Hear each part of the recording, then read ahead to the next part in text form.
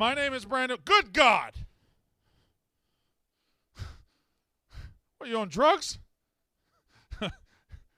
TV's fixed. Look at that. Well, at least let's show the TV. All right. Now pull it. No. Come back over to me. Come on. All right. No.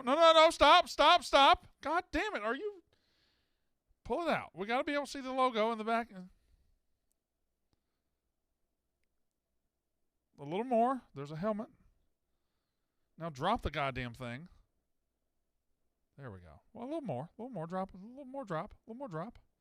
This looks good. Looks good right here. That looks good. That's why you had it in so close. Okay. You had it in so close so you couldn't show the wires that you didn't hide. That's okay. I don't mind the wires. The wires are fine. Let the wires just go where the wires are going to go. It looks like shit, but who cares? Look at that. We got a TV up in this hoe. 888-STOOL-22 is the number to call and talk college football. What I like to do every day to start the show is read off the headlines of college football that day, and then we will react to them. So let's just pull up the college football headlines for today. And we've got child porn. Never mind. Never mind. Uh-oh. Nah, I'm just kidding. Anyway.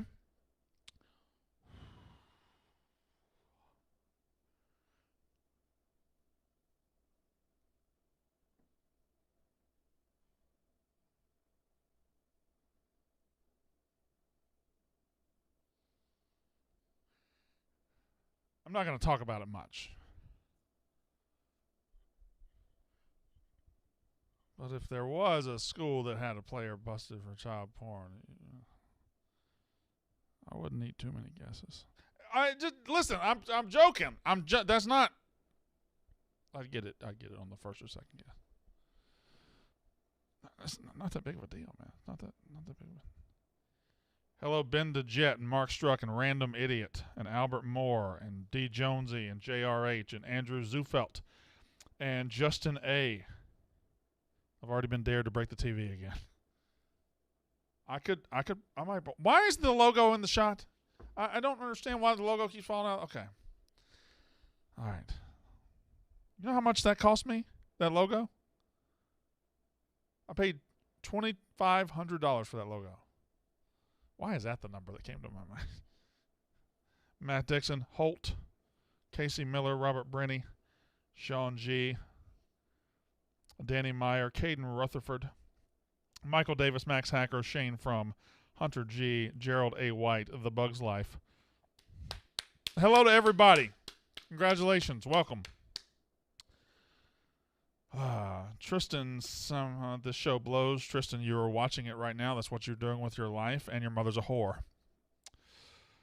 Kevin Daly, LV, Pickles Bickles, Brandon Reef, Ted Pollitt. I'm pretty sure a tornado hit my house last night. Ted Pollitt, thank you for asking. I got a text from my mom. I'll go look at your house later. I never heard from her today, so she might not be with us still. I don't like the playoff 4 came out last night, and some of you like to jump on some of my bad takes, but you don't realize that I'm hitting on way more than I'm missing. And I told you idiots that Alabama would never be ahead of Ohio State, and that Ohio State had a chance to get in the playoff and would get in over Alabama. But everybody said, no, Alabama. They got great losses, 2 good losses. Losses, okay? They don't matter at all. Who have you beaten? What have you won? I have convinced myself TCU is now in a position where as long as they don't get blown out and embarrassed, they're going to get to the playoff, even if they lose this weekend. USC is the one that can give up a spot. Now, if TCU gets blown out by 30, we might re-examine that spot. And if TCU gets blown out by 30 and USC loses, maybe we just have a Big Ten SEC Invitational. But that's what it's going to take to get Alabama in there. Ohio State might get in. Now, I just want you guys to just humor me for a second. Imagine Ohio State, Michigan playing for the national title. Oh, Brandon, Michigan already beat them. Okay, well then do it again. That'd be fine. If you beat them by 20 again, you're going to win the national title. Should be good news to you. Should be excellent news to you. But imagine Ohio State, Michigan meeting again for a national title. That shit would be something. 10X. 10X. Would Jeff Sims be a good fit with UCF and Gus? Yeah, probably. Probably. I didn't think about it, but I'm sure he would. Just play the Uruguayan national anthem every day. Tank 28. I don't understand how that guy did that. He memorized the Uruguayan national anthem. Got to be Georgia, Michigan. I don't know, man.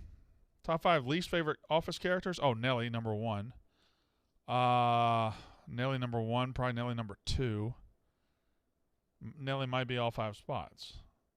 Nelly is the worst character in Office history by a significant margin.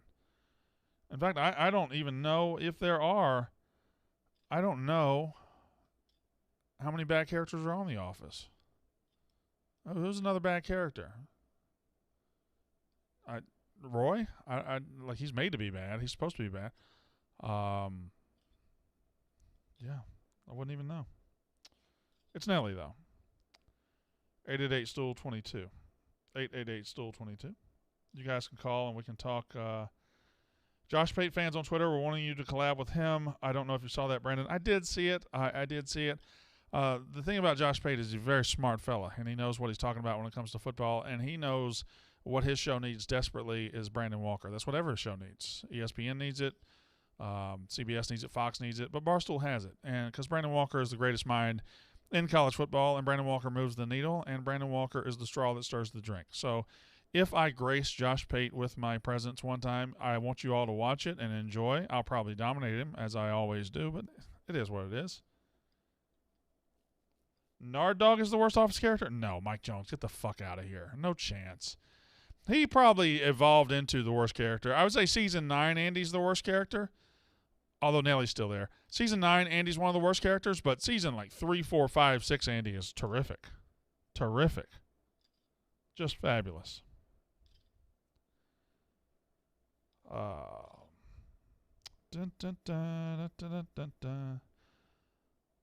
What else? Anything else before we get to the phones? UAB.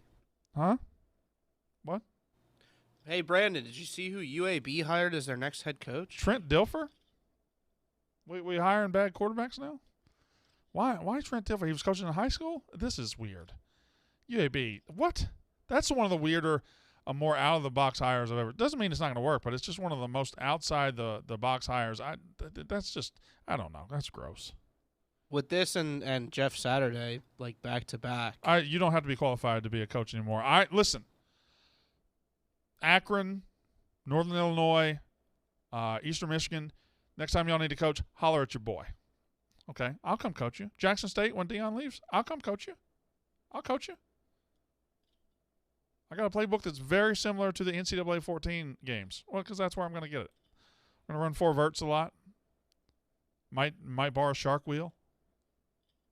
Going to run a lot of that. I'm going to spam read option, QB read option 25 times a game. 888-STOOL-22. Go ahead and check those phones for me, buddy. Check those phones for me, and let's go. Let's see what you guys want to talk about. You can't leave us, BW. Where am I fucking going? Isn't it normal for a high school coach to become a college coach? No, Andrew Cooper, it is very much not. It is very much not normal for a high school coach to become a head coach in college football without being an assistant first. Are you drunk? Shallow cross, yes. HB angle. Go halfback angle on them hoes. Yes. Would you go on the Cover 3 podcast with Bud Elliott, Danny Cannell, Chip, and Tom Fornelli? Sure, yeah. I'd class that place up a little bit. I'm in the DMs frequently with one of those guys, and I like him a lot. I'm not going to tell you which one.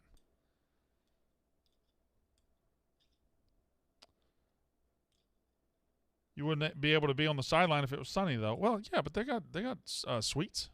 Hugh Freeze coached from a hospital bed one time. And they did other things in the bed, too. 888-STOOL-22. 888-STOOL-22. What do you motherfuckers want to talk about tonight? We'll start with Eddie in California. Let's go, Eddie. This is a college football show now, so what you got? Yeah, first I wanted to ask you a pop culture question. I'm a big Scrubs fan, a big Office fan. So the question is, Brandon, season 9 Scrubs versus season 9 The Office. Which one would you rather watch? Oh, man, oh, man, oh, man. I got to go season 9 of The Office because it has a terrific finale, and season 9 of Scrubs just changed the entire premise of the show, went away from everything that the show was about, changed some character arcs, introduced a lot. Now, I did like the girl who was the main character. I liked her, but I didn't like James Franco's younger brother, and it did have the great steak night episode, though. Didn't it have the great steak night? Yeah, but I tell you what, Scrubs, when it was going to end on after season 8, and when they had the episode that was the finale, that was one of the best finales of all time. Him walking down the hall for that last stretch run and all the people coming back in his life was about as perfect a finale as ever, and that it should have ended the show right there. Yeah, I think once they did a learning college in Wichita or whatever they did, it was kind of a reset or something. Yeah, they were all at a college all of a sudden, and yeah, it was more about the students, and it was just weird, man. It was weird to get them all out there because everything they had ended the show perfectly, and then they just obviously had a cash grab. And season 9 of The Office isn't good, but at least it's still the same show. Yeah. I mean, Andy is a completely different character, but everybody else is pretty much. They wrecked Andy. They wrecked Andy, but all right, go ahead. And then Caleb Williams,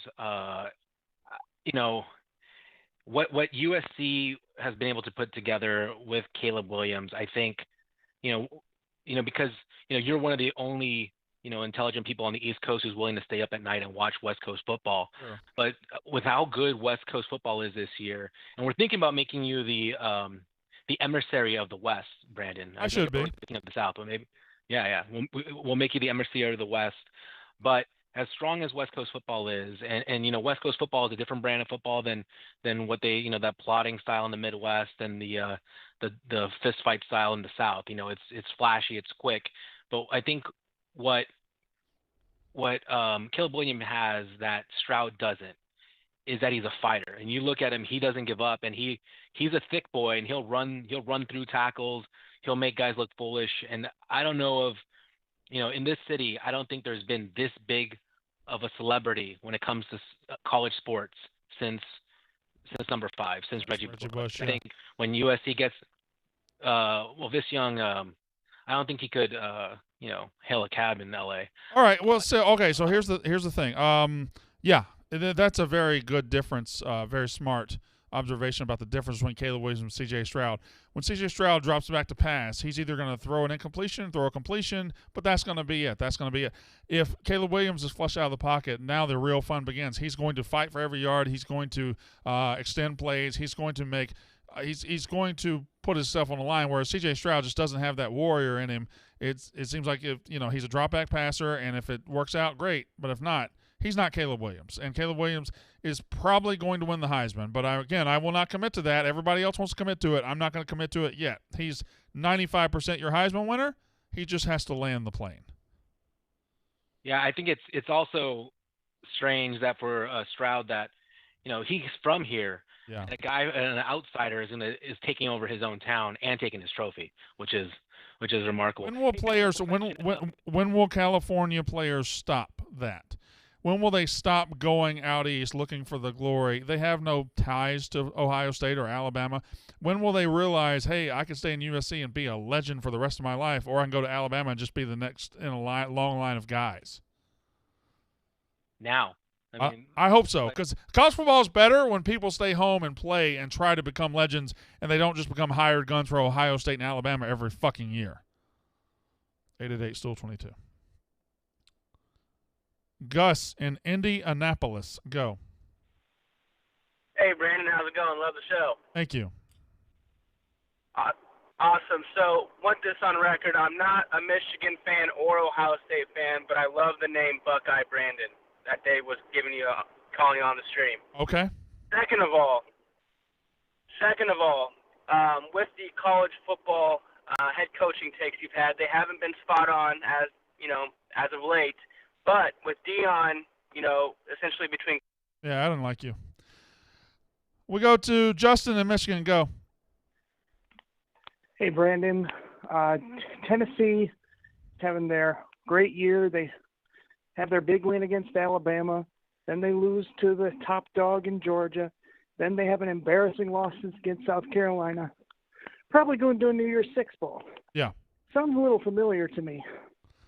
Michigan State last year. Oh. Okay. So. Michigan. Yes. They lost bad to Ohio State. Yes. And they had an embarrassing loss Purdue. to Purdue. Yes. They're going to a New Year's Six Bowl. Okay, so that comparison works a lot for this year. Does that mean you think that Tennessee is falling way off next year? Well, their best player is a stud transfer who is going to be there for 1 year. And what has Heupel proved anything that he could build for a second year? No, he hasn't. But then again, he'd never proven that he could go 10-2 or get to number 1 at Tennessee either, and he did that this year. So it will be interesting. Tennessee still won't be any good on defense next year based on what they have returning, and they're going to have to really restock that roster with the quarterback and with everything else. So it's not a bad comparison. Michigan State of last year, not a bad comparison at all. 888-STOOL-22. Will in Georgia, go ahead. Hey, Brandon. My wife and I love your show. I'm a Mississippi State alum from Georgia. I just wanted to get your thoughts when we were out there for the Georgia game. Of course, there were a lot of Georgia fans, and a lot of them had cowbells of their own. And I wanted to get your thoughts and see what you thought about that. Was that kind of a cool thing? The first time in Starkville in 12 years, and they just wanted to get in on the fun of ringing a cowbell, or did it kind of rub you the wrong way? I just want to get your thoughts. Well, it didn't rub me the wrong way because if we're going to ring cowbells, we have to be prepared for somebody else to do anything. So I don't mind that. Everybody who says, oh, the cowbells stink, the cowbells suck, oh, they give me a headache. Well, first of all, you're a pussy. You're a big fat pussy if a little bell noise gives you a headache. Secondly, put yourself in a stadium full of 60,000 people with one of these in your hand. Shit gets fun real fast. So don't be hating on us. And Georgia fans, if you want to bring cowbells, I don't give a shit. You brought a team of bought players and beat our ass anyway, so what do I care? Thanks, Brandon. All right, thanks. Bye. See ya. 888-STOOL-22. We go to James in Alabama. Go, James. Hey there, B. Walker. Love the show. Just a quick hypothetical for you here. What do you think about the committee just throwing Alabama in the playoffs just for the heck of it? And, they could honestly win the thing, and maybe going forward, this will prove to the committee that, let's just take a really detailed look at the best teams, throw their record, everything out. Here's the best teams. Are you an Alabama fan? Sorry about that. Are you an Alabama fan? Yeah, I am. I would like to actually, I'm going to say this respectfully, and we're going to have a discussion. Are you prepared for that? Am I prepared to die? No. Are you prepared to have a respectful discussion with me? Oh, yeah, sorry. What about Alabama in 2022 suggests they're one of the very best teams in the country? Brandon, I just think Bryce Young has it in him. Like, he really hasn't shown his best stuff this year. Wasn't the question. Last year, obviously. I didn't ask if they had the best quarterback. What about Alabama in 2022 says they're one of the best teams in the country? I just think they have the players and the depth, like just the whole team. They have an experienced coach. They've been here before. I really think they could just get lucky and knock off Georgia, knock off Ohio State, whoever else they have to face in the playoffs just to win the whole thing. Crazy things happen. You've seen it before, but well, I guess I'm just saying you have to earn going to the playoff. You can't just get it because your recruiting class has had a bunch of 5 stars. Alabama has great players. I agree. Will Anderson's great. Bryce Young's great. Phenomenal players, phenomenal coaches. So why then did they beat the worst Texas A&M team in 2 decades by 3 points on a 2-point or by whatever it was? Why did they beat Texas by 1? Why did they struggle against pretty much everybody in the SEC except for Mississippi State and Arkansas? Why is their best win 8-4 Ole Miss? Yep, I understand your points. They're all valid. I just think, this team is slightly different than all the other teams that are going to miss out just because of the experience factor. Like I said, I know they haven't played good games, but I think just putting them in would create a lot of drama. Obviously, it makes some people mad. But, I really think they're a team that could do something just. But you think that because you're an Alabama fan and you think and you love them and you think that because they are Alabama. If this team was South Carolina and they were 10-2 with Alabama's resume, nobody would have any inkling to put them in the playoff ever. I got you. They just don't have Saban, Bryce Young, Will Anderson. No, I'm done. I can't. Alabama has Saban and Anderson and Young and still didn't do a goddamn thing this year. They didn't do anything.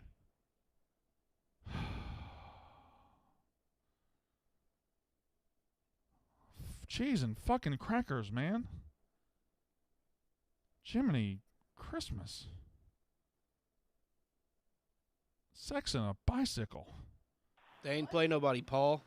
Caden in Fort Worth, go.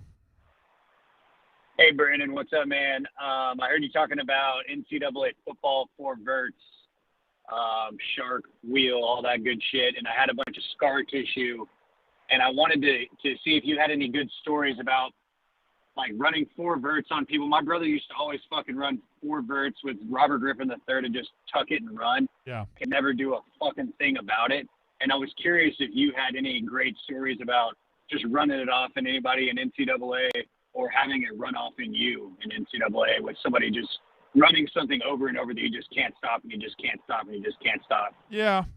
I haven't played that many people in NCAA. It was always a game that I would just take home and have for myself. And I would do dynasties and everything. It was mostly me against the computer, and I play. Of course, I played other people, but those aren't the memories I have. The memories I have are taking Akron from a one-star nobody into being a Big Ten powerhouse and winning like 6 national titles in a row. That's what gets me going.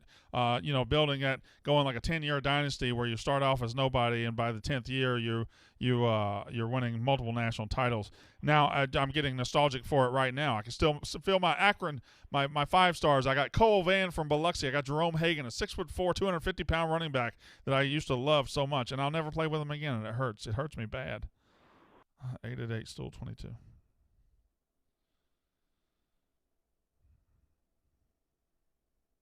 The phone line says no one available because they're full. They're full. They are full. 888 Stool 22. I don't know. I'm kind of bored with some of these topics. Xander in Nashville, go ahead. All right, Walk, thanks. Yeah, so, all these pansies talking about Ohio State looking in. You got to take a step back. The Big Ten made that choice when they put Ohio State and Michigan on the same side. So they knew that they're not going to move that game. It's always going to be Ohio State, Michigan last. When it comes down to it, that's the Big Ten championship, not Michigan, Purdue. Yeah. So everyone, it comes down to it. The SEC is the same way. SEC doesn't give a shit about SEC championships. They care about national championships. Yeah. So I think the Big Ten needs to take that same approach. They need to be pushing. I hate seeing Big Cat talking about the Final Four set and not pushing for that Big Ten 2 spots in, because there would not be a bigger national championship than Michigan, Ohio State. Yeah, and listen, I have patterned my whole life after Big Cat. I disagree with him vehemently on this. I do not think the Final Four should be set right now. When he says, and others, not just him, says something like USC shouldn't be punished for playing an extra game, well then don't have the extra game. If the game has to count. Like if they lose, the game has to count. It has to mean something. So you can't just say, oh, they're being punished for having an extra game. That extra game is giving them a chance to win the Pac-12 championship and have a conference title to hold over somebody like Ohio State in a direct comparison. And I've had other people saying, Ohio State doesn't belong in. They'd be getting rewarded for getting beat by 22 in the last game of the year. No, they wouldn't. They'd be getting rewarded for going 11-1 and winning every other game by double digits. It's a 12-game season, not a 1-game season. I don't think Ohio State should get in as of now. But if a spot opens up, I think they should be the next team in. So we'll see. I would love to see USC and TCU go ahead and win this weekend, and it is easy. But I just don't know if that's really a realistic world. I think both of them are going to have a hell of a time winning this Friday and Saturday. Thank you for the call.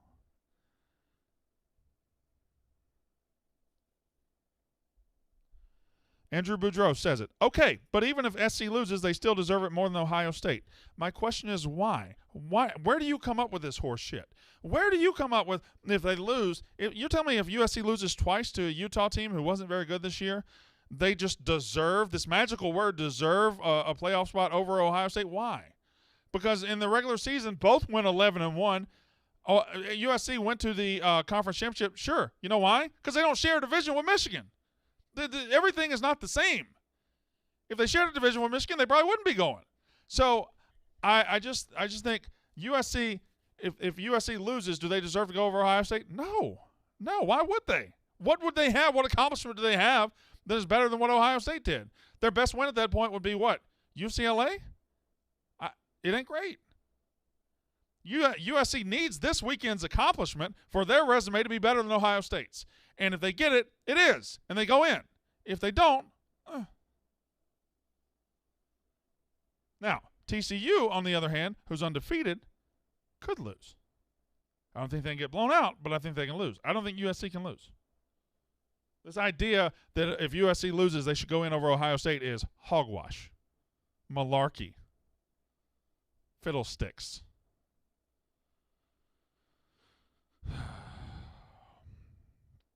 Whatever happened to predictability? The milkman, the paper boy, even. Ryan Morrison says, Ohio State seriously overrated. You just don't want to admit it. Based on what? Based on what? Brandon Walker is just committed to Brandon Walker, and I only do what my eyes tell me, and I trust what I see and trust my gut. The fact that now I'm defending Ohio State and the Big Ten is crazy. What are you guys talking about? Do y'all watch the same sport I watch?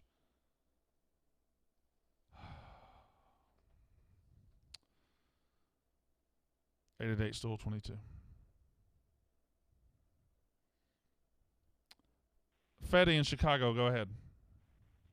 Hey, Brandon. Thanks for taking my call. Thank you for all you do. I wanted to ask you a question. I was thinking long today about just the college football scene in general. I've been a fan for over 20 years of college football, way more than NFL. And especially in today's day and age where, in the like economy with Instagram and all that, I would want to play ball in like LA or Miami. But I was wondering if you could explain to me, what is the SEC's X factor in their dominance throughout these last 20 years, or probably more than that? And I only ask because the towns that they're in, very nice towns, very great people, fun college towns, but they don't have that economic powerhouse like the city. All right, well, I can stop you there. I already know the answer. Okay.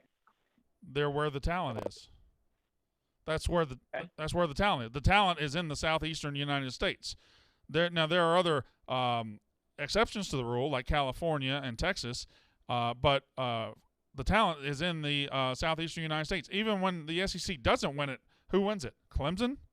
Florida State? Where are they located? Where the talent is. Like in 95 or in the 90s, Nebraska could go down to Florida and get somebody, go down to Texas and get somebody, and bring them up to Lincoln and dominate. And they would have but now the way things have progressed, everything, the heartbeat of college football comes out of the heartbeat of high school football, which is in the southeastern United States. That's where the talent is. That's where the players are. And that's why the SEC is king. They live in the richest neighborhood when it comes to accessing talent. So there's nothing like the administration's doing differently down there? No. Listen. NIL? Listen. You also have to supplement that with going and getting players elsewhere. Like sometimes you got to go to California and get a quarterback, and sometimes you got to have a rich booster from Atlanta give that quarterback $500,000 and a nice car. And SEC is probably more committed to that than anybody in the country outside of Ohio State. I guess you're right. No, I appreciate you educating me a little bit. I appreciate that a lot. All right, thank you. I mean, sometimes you got to give players pussy and cash.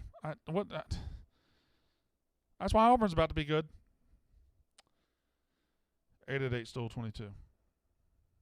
888 stool 22. Nick Pearson says, it's where you could pay players without anyone caring for years. That has happened everywhere in this country. It's happened at Oklahoma. It's happened at Texas. It's happened everywhere in the country. 40 years ago, Oklahoma and Texas were just having out-and-out bidding wars for players, and it never stopped. The SEC doesn't have a monopoly on paying for players. They just probably have perfected it. Bryce Young versus C.J. Stroud. Who's better? Bryce Young. G. Cools, thank you for the question. Bryce Young's better. That's an easy answer.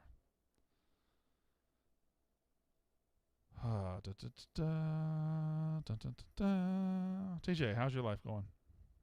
Good. Rutgers plays in 45 minutes. Don't care. Tim in Tennessee, go. Hey, Brother Brandon. Hope you're doing well. I just had two quick questions for you, and I just want to get your thoughts on it. Do you think that Hendon Hooker deserves to be in New York for the Heisman? Yes. And I'll preface the second question by saying I know that Tennessee shouldn't be in the playoffs, but how in the fuck is Alabama ranked in front of Tennessee? Well, you know the answer to the question. You just don't want to admit it, and you don't want it to be true, and maybe it's not even fair. The answer to the question is Alabama is ahead of Tennessee because Hendon Hooker got hurt. If Hendon Hooker hadn't gotten hurt and his season wasn't over, I really believe Tennessee would be rightfully ahead of Alabama right now. Now, I don't believe the Hooker injury should make them be behind Alabama, but that's what the committee did. So the answer is Alabama's ahead of Tennessee because Hendon Hooker got hurt, period. And should Hendon Hooker be in New York for the Heisman? Absolutely, yes, 100%. Do you think you actually will, though? Because the national media don't like Tennessee. Oh, shut up. Don't ever say that on my show again. Do not ever say that whiny ass, punk ass, loser, beta bullshit on my show again. Okay, pussy. You just said, and he hung up. You just said, well, the national media don't like us. No, yes, they do. Well, you're a pussy. Bye. Don't let that guy call in. Hey, Brother Brandon. This guy's probably fucking a little boy when he's talking to me. 888-STOOL-22.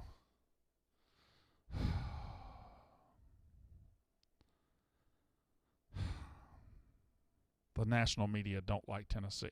Did you see how much the national media sucked Tennessee's dick when they got kind of good this year? Did you see how they were on every CBS game? Did you see how the Tennessee was the biggest story in fucking football for 2 months? Oh, national media don't like us. Shut the fuck up. Nobody likes you because you're an asshole. You got to be shitting me. Fucking idiots. If Tim in Tennessee, don't you ever fucking call this show again. Whiny little bitch. They don't like us. Well, goddamn, would you like you? Look at you. Easton, you better be better than that last caller. I can tell you that. Hello, Brandon, you there? Go ahead. Hey, so I was just wondering, what do you think with possible change of the college football landscape? Obviously, USC and UCLA coming to the Big Ten, Oklahoma, Texas going to Texas. Obviously, they changed the college football playoffs from 4 teams to 12 teams. Especially if like what is assumed to happen with Notre Dame going to the Big Ten. Eventually, we're just going to have 9, 10 SEC and Big Ten schools in the college football playoff. I mean, they're going to have to change that at some point, right? Would that matter though?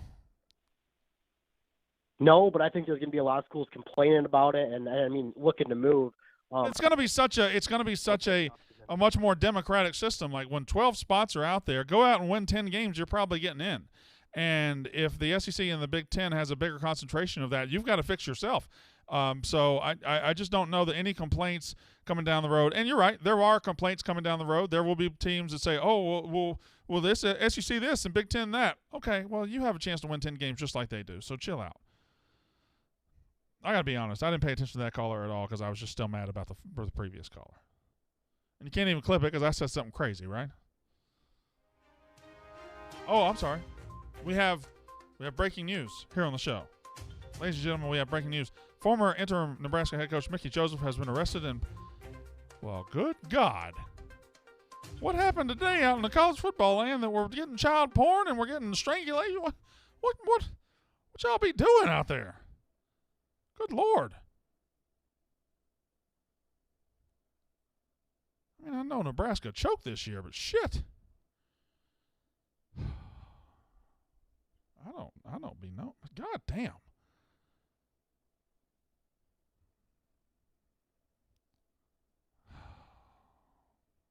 Okay. Well, that was a breaking news. I don't. Cole and Savannah. Hey, Brandon, just was curious what you would put like a future line on Georgia, Michigan in the national championship, what you'd set the line at. 6.5, maybe, Georgia. What about the over-under? Because they're both top 5 defenses, so I feel like there's not going to be a lot of points scored, and that game's going to go by pretty quick. Yeah, they're pretty good offenses. I would say it'd probably maybe come out at like 51, 52, maybe get bet down to 48, 47, somewhere in that range. What would you do alternate line? I know you like an alternate line. Love an alternate line in these big games because we always assume things are going to be close. I don't know, man. I really need to see that playoff semifinal to see which teams are playing well at the moment. But as of now, I probably wouldn't touch an alternate line. I do think it'll be a lot closer this year than it was last year. I don't think Georgia is 3 touchdowns better than Michigan the way they were last year. So I would probably stay close to the original line and probably lean Michigan at this point, although I think Georgia would win the game. Well, I'd love to see you do another UGA alternate line dance at the end of the season. Wasn't that electric when Keely Ringo ran 80 yards and cashed that alternate line there at the end? Speaking of Keely Ringo, he's from Arizona, which kind of caveats back to that guy's point about, why would you want to leave the West Coast to come over? Well, Keely Ringo is going to be a legend in Georgia for the rest of his life. So yeah, but for every Keely Ringo, there's about 10 guys that come east that don't matter at all. Like, how many players have left the West and gone to Alabama and just become another cog in the system? Whereas if you rescue USC and build them back, you're Reggie Bush for the rest of your life. That's fair, but you have like Brock Bowers and Kendall Milton, Darnell Washington. Do you think Kendall Milton's going to matter to Georgia fans in 5 years? Well, not yet. I think he'll be their number 1 back next year.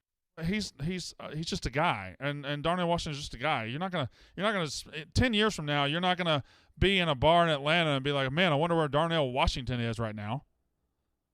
That's fair, but Brock Bowers, you probably would. He's fine. I mean, he's top 3 tight end in the country. Well, I mean, yeah, he's got like a Kelsey or a one of those vibes. He's gonna have a big NFL career for sure. I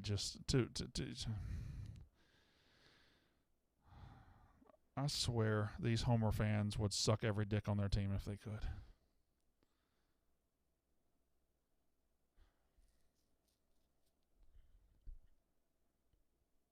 Kendall Milton. Kendall Milton's a top 50 running back in the country. Maybe. Am I just in a bad mood all the time? TJ, what do you think? About? Never mind. Never fucking mind.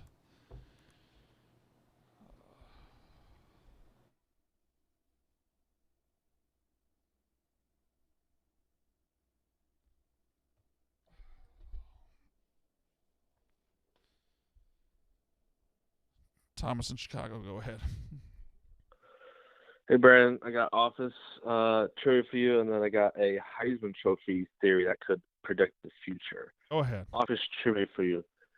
What does Michael fall into that ultimately leads everyone? Koi pond. Let's go. Koi pond. Let's go. All right. Ding, ding, ding. And then we'll parlay off of that. In The Office, is there a particular character or a plot that you wish they did more screen time for? Oh, that gets more screen time? Yeah. Like they talked more, or like they focused more about. I always obviously the guy who had the highest batting average on the show was Creed, and he never had a show that was about Creed. But I almost think if you do that, you ruin what makes Creed Creed. So I would shy away from him.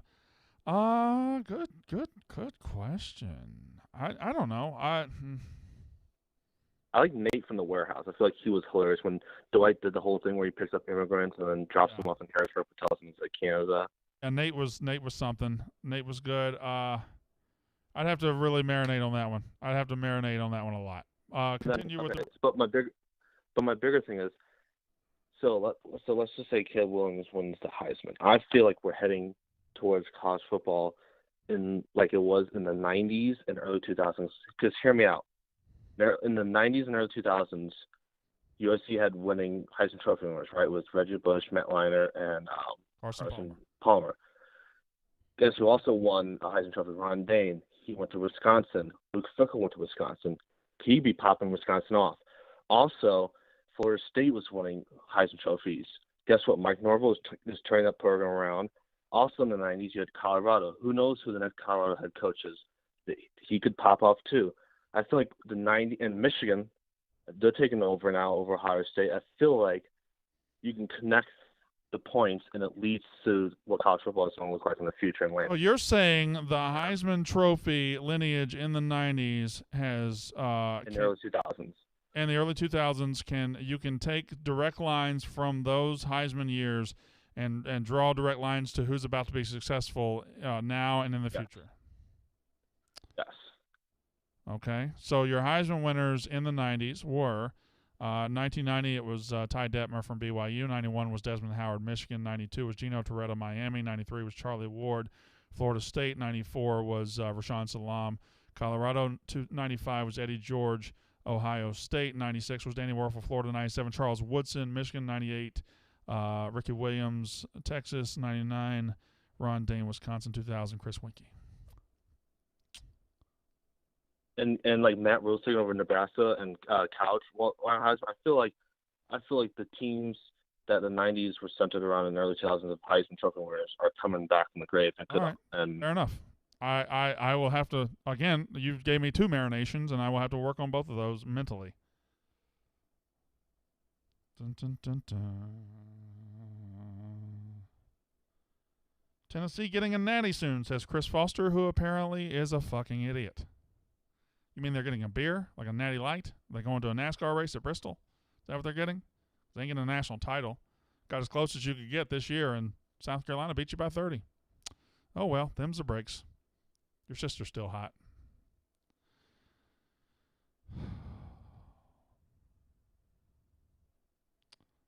Gerald in New York, go.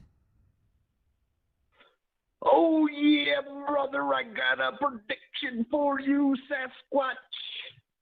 All these 11-1 teams, 12-1 teams are going to lose a couple, paving the way for the Huskies. They got nothing on me, brother. And remember, the cream always rises to the top. Wait, time.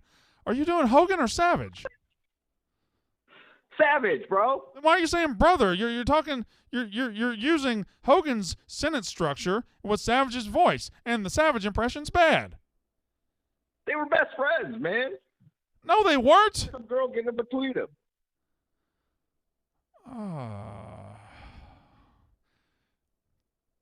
Hogan's up here, brother.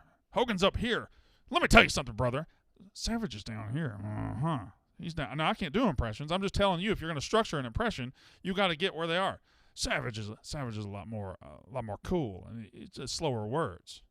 Hogan's the one with the fast words. So you were doing Hogan's cadence in Savage's voice. That's what you were doing. Well, let me tell you something, brother. No. Hogan's up here. Savage is, let me tell you something.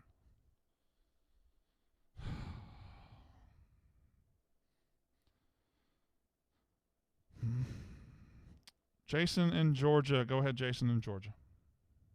What's up, Brandon? How you doing? I'm good. How are you?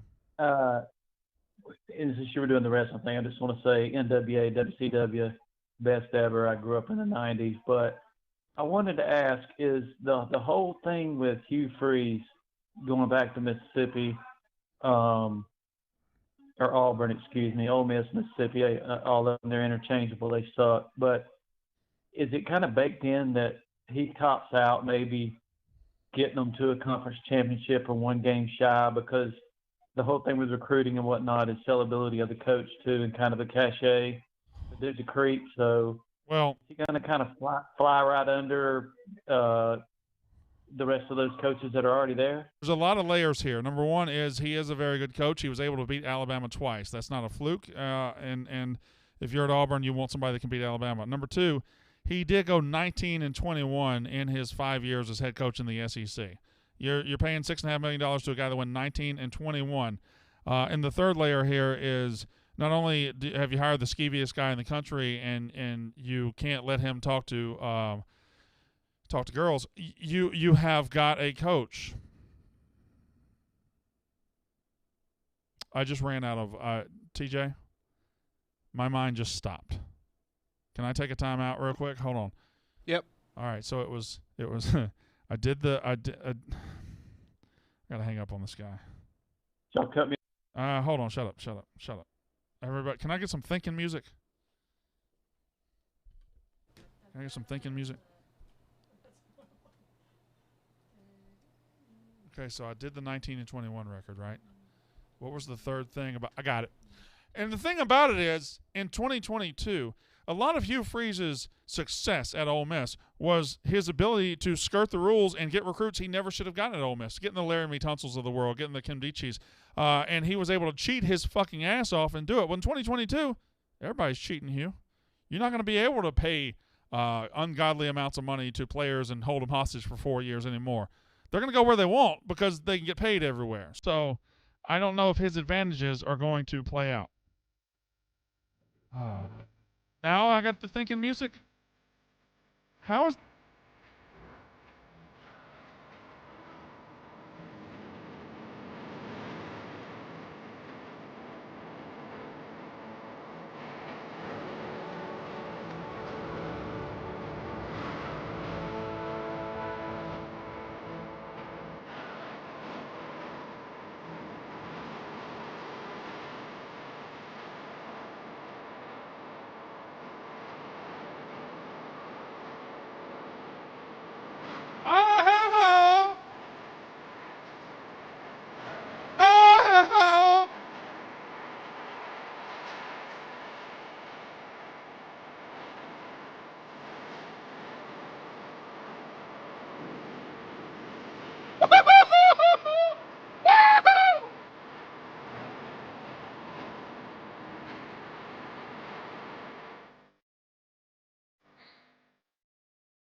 I don't know what you did. That was right. That was a fucking vibe right there, TJ. Thanks, man. What do we call that one?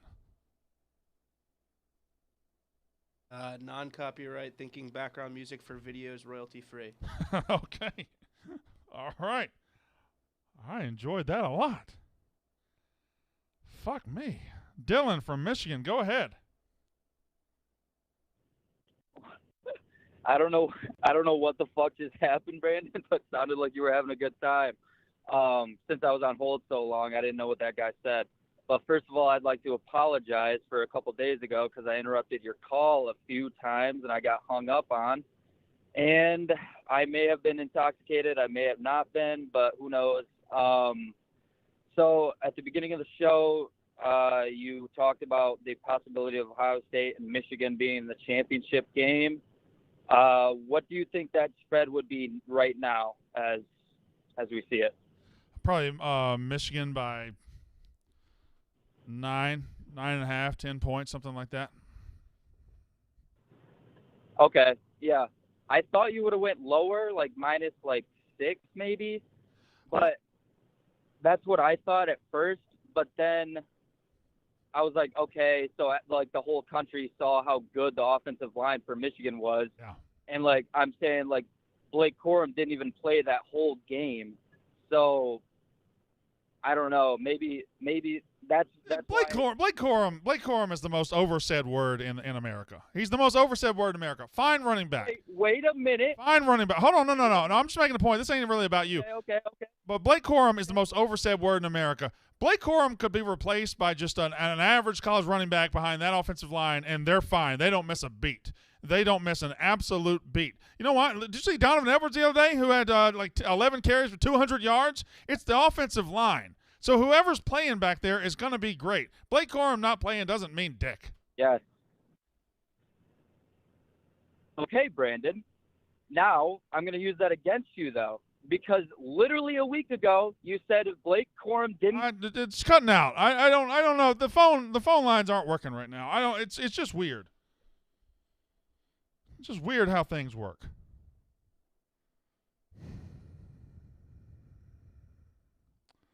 Mark in Michigan, go ahead. Hey, Brandon, how you doing, man? I'm good. Then I saw earlier today that Nicole Auerbach said that the Rose Bowl is likely going to opt for Penn State instead of Ohio State if they don't make the playoff because too many players opted out. They didn't sell their ticket allotment. It pisses me off because I was a huge lover of the Rose Bowl back in the day, but I'm more in your page now. I fucking hate the Rose Bowl. Today is that self-imposed deadline where they're supposed to let us know if they're going to get out of the way and stop impeding 2024's progress for this playoff expansion. I'm just so sick of this archaic bullshit in college football holding up progress when we should be light years ahead instead of having to watch one team from one conference play one team from another conference and needing all of these concessions to allow two teams from other conferences to play in that bowl game for 24 and 25. I'm fucking over it, man. And this is a diehard Michigan fan. You said it better than I could say it. Listen, the Rose Bowl, fantastic history, fantastic tradition, fantastic stadium, beautiful, incredible. It's awesome. It's awesome. It's also a relic. And we are evolving in college football. Players get paid now, and coaches get all this now, and everything has changed, and we're going to have a 12-team playoff, and the Rose Bowl still wants to act like it's 1975, and they're going to get the Big Ten champ and the Pac-12 champ, Pac-10 champ, and it's all going to be fun. That ain't what college football is anymore. Get out of the way, Rose Bowl. You can evolve with football and still maintain your piece or your place as the granddaddy of them all, or you can try to stand in the way and stay put, and you're going to get left behind. That's what's going to happen. 888-STOOL-22. We go to William in Hattiesburg, Mississippi, smoking marijuana like a Woodstock hippie. Hello, William in Hattiesburg. Hey, Brandon. Hair's on point tonight as normal. Yes. My question tonight is to the point about Arkansas. I mean, Arkansas just after a 6-6 finish.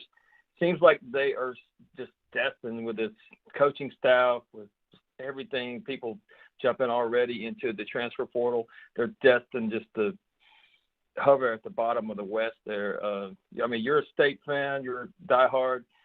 You know the West well. I mean, do they need to move on from Browse or even It's an interesting it's Odom. Yeah, it's an interesting question because I was right about Arkansas. However, Arkansas has some talent, and Arkansas is a program that is uniquely positioned in the SEC to get players other teams aren't. The problem with that question, is it time to move on from Briles and Odom, who did not do a good job this year? You got to understand the reason Pittman was so successful in the first couple of years was he got those coordinator hires right. Briles and Odom were fantastic the first 2 years, and they took a big step back. So if Pittman fires these guys, what's the guarantee he gets better? I don't know the answer to that question. I don't think you have a very strong head coach as a leader. How many good coordinators are coming out there to coach under him? I don't know the answer to that question, but I'm just posing it.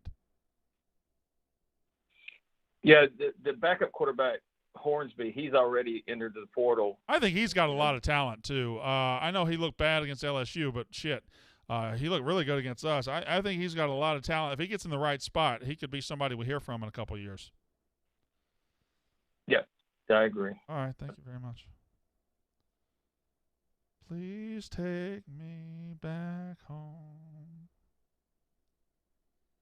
to Mississippi.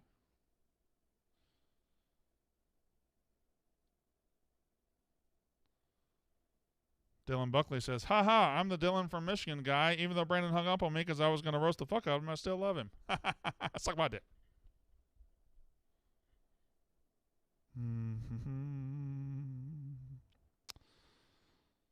I guess I'll take this one. James in San Diego, which is German for whale's vagina. What's up, Brandon? I got two thoughts. First one's been pissing me off all week. These people bitching about Michigan being number one because they have two really good ranked wins. Well, Georgia has 4 ranked wins against current top 25 teams, 2 of them on the road against a good Mississippi State team and what turned out to be a good South Carolina team, whereas Michigan has 5 wins against teams with a winning record. So I think that's total bullshit. Georgia has the best resume. And second thought, most importantly, I know no one gives a shit about anything other than the playoffs, but I think the Rose Bowl should take Penn State. Sugar Bowl, give those crybabies at Tennessee the Sugar Bowl. And it makes too much sense, so college football won't do it. But put Alabama versus Ohio State in Jerry World for the Cotton Bowl. Everyone would watch that. You get the two quarterbacks playing against each other, 3 of the top 5 picks, all the scouts will be there. People would actually watch that and give a shit about a game that's not a playoff game. I would watch it if they played, but do you think Bryce Young or C.J. Stroud are going to play? They may be the only two that play. I think they would play. I don't know about Will Anderson or any of the receivers. I would love to see Bryce Young and C.J. Stroud in the bowl. That would be fucking phenomenal, but I'm afraid we would see like McCord or whatever his name against Jalen Milroe, and that just wouldn't be quite as good. Thank you for the call. I'm going to need that vibe music. I'm going to end the show at 6:58 because we're just going to vibe the final minute of the show. I'm making that executive decision right now. I usually end at 59. Tonight I'm ending at 58, and we're vibing the entire last minute of the show. So I'm promising you guys one more minute of vibe. Ain't that good to y'all? Ain't that good to y'all? Isn't Daddy good to you? Holt in Texas, go ahead. Hey, Brian. I want to ask the same question the last guy did, but I heard you talking about the Cover 3 members earlier. Who's that member in your DMs? Is it Bud? Is it Tom?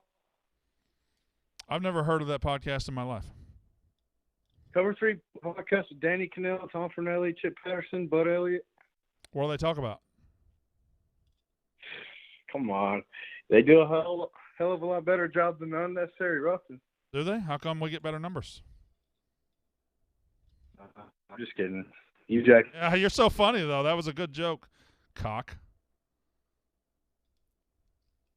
I don't know if we get better numbers or not. I assume we do because we get banging-ass numbers.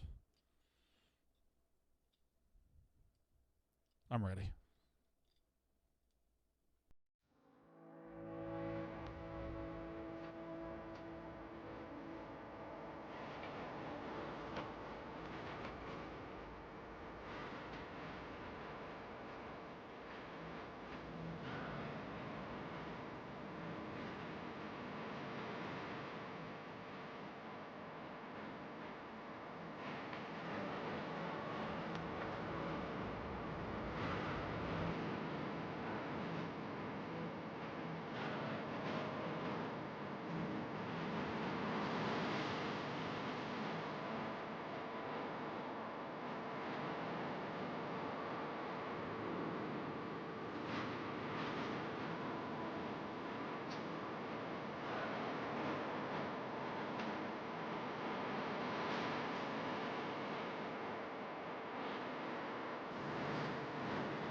My name is Brandon Walker.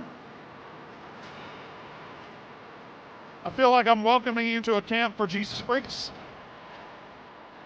It's good to see everybody out there tonight. Today we're talking. Thank you for coming. God bless you all. And we will see you tomorrow night.